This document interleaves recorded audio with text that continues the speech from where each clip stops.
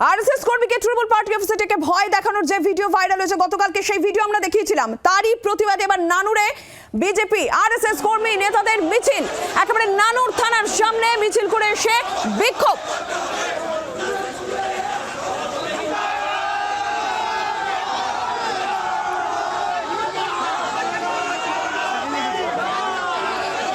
পরিস্থিতি কি জানবো, প্রসেনজিৎ মালাকার রয়েছেন আমাদের সঙ্গে এই মুহূর্তে টেলিফোন লাইনে প্রতিনিধি। প্রসেনজিৎ, এখন কি অবস্থা?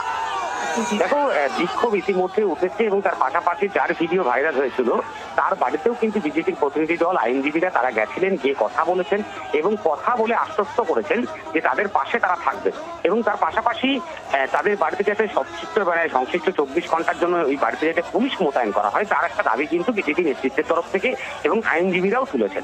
গোটা ঘটনাকে কেন্দ্র করে রাজনৈতিক যথেষ্ট উত্তপ্ততা রয়েছে এবং এই গোটা ঘটনাকে কেন্দ্র করে যেভাবে দেখেছো ভাইরাল হওয়ার পর থেকে বিজেপি নেতৃত্ব সরব হয়েছিলেন, সেভাবেই কিন্তু আজকে তারা প্রতিবাদ জানিয়েছে, থানায় বিক্ষোভ দেখিয়েছে, ডেপুটেশন জমা দিয়েছে এবং তার পাশাপাশি একদিকে যেমন তারা এই কর্মসূচি করেছে, তার পাশাপাশি যে কর্মীকে আরএসএস কর্মীকে নিয়ে ঘটনা তার বাড়িতে গিয়ে তার পরিবারের সাথে কথা বলে তাদেরকেও কিন্তু আশ্বস্ত করেছে বিজেপি নেতাকর্মীরা।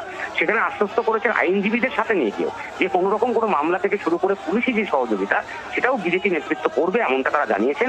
গোটা ঘটনায় সমস্ত রকম দাবি তোলা হয়েছে। তাদের দাবি দোষীদেরকে চিহ্নিতকরণ করে গ্রেপ্তার করতে হবে। তার পাশাপাশি যার সাথে ঘটনা ঘটেছে তার বাড়িতে 24 ঘন্টার জন্য পুলিশের নিরাপত্তার ব্যবস্থা করতে হবে যাতে কোনো রকম কোনো পরবর্তী ঘটনা না ঘটে।